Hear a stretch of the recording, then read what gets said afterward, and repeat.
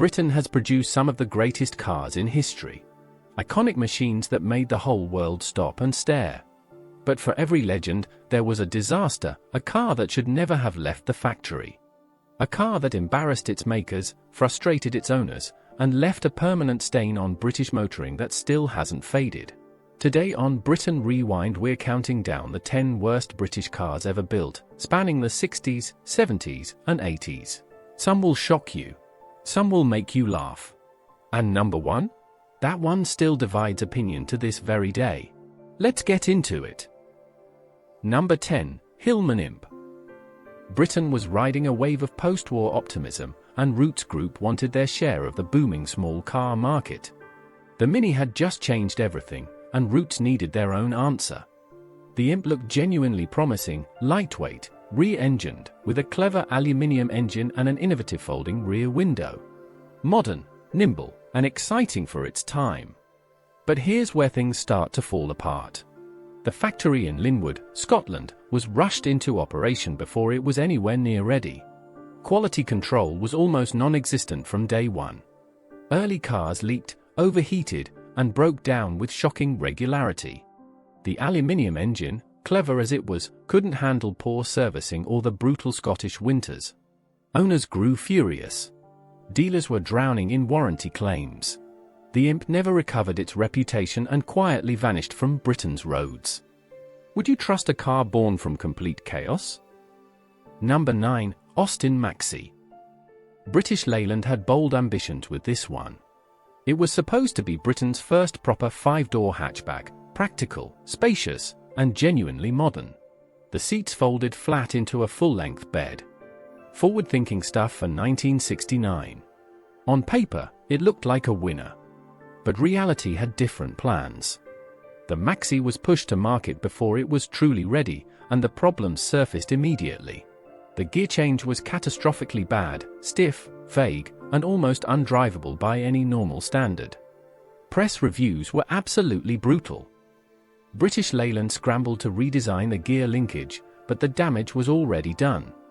The interior felt flimsy, the build quality was inconsistent, and the whole car had a half-finished feeling that buyers simply couldn't forgive. Sales fell short of targets and trust in British Leyland took yet another damaging hit. This isn't even close to the worst one on this list. Number 8, Morris Marina.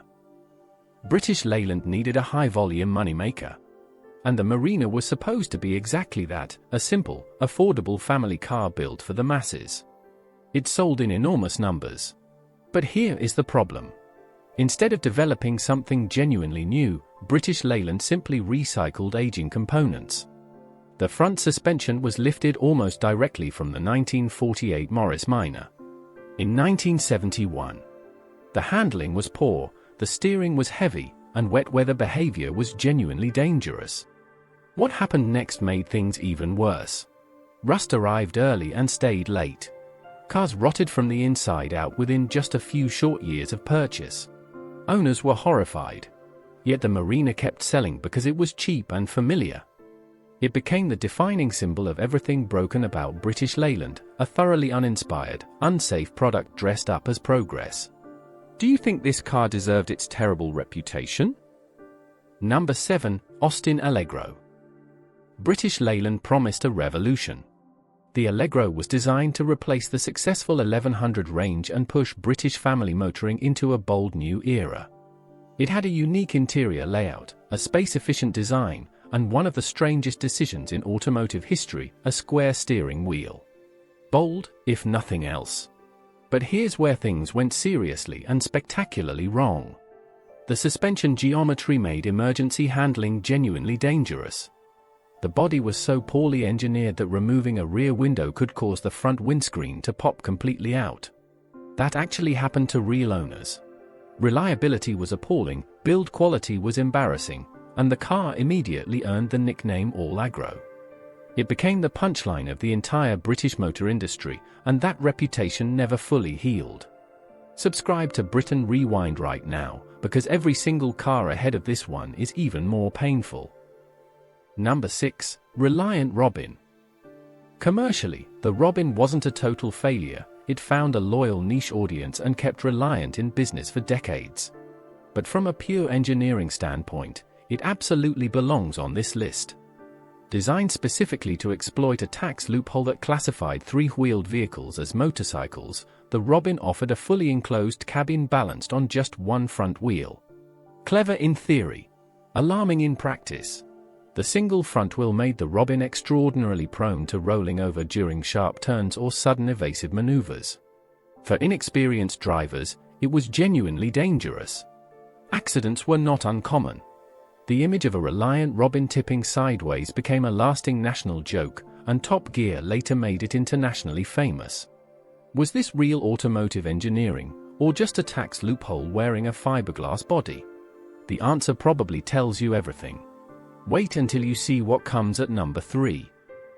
Number 5, Triumph TR7. This one genuinely hurts. Triumph had a deeply loyal global following, especially in America, where their sports cars were passionately loved.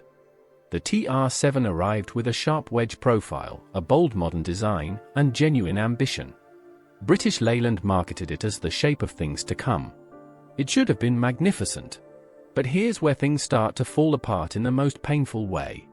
Crippling industrial action at the Speak factory in Liverpool paralyzed production from the very beginning. Strike after strike delayed deliveries, destroyed quality control, and demoralized the entire workforce. The cars that did reach customers were plagued with reliability issues and electrical nightmares. American buyers, Triumph's most vital market, lost patience and switched permanently to Japanese alternatives. The TR7 never became the legend it was designed to be. Instead, it became the symbol of a great British brand slowly self-destructing. Number 4, Austin Princess. Few cars from this era looked as genuinely distinctive. The Princess wore a dramatic wedge-shaped body styled by Harris Mann, the same designer who created the TR7. It was spacious, aerodynamically shaped, and felt genuinely ambitious for a mainstream British family car. People noticed it. On paper, it looked like a real statement. But here's where reality disagreed. The Hydriga suspension, while technically clever, was complex and expensive for owners to maintain. But the decision that truly baffled everyone was simpler: the Princess had no hatchback.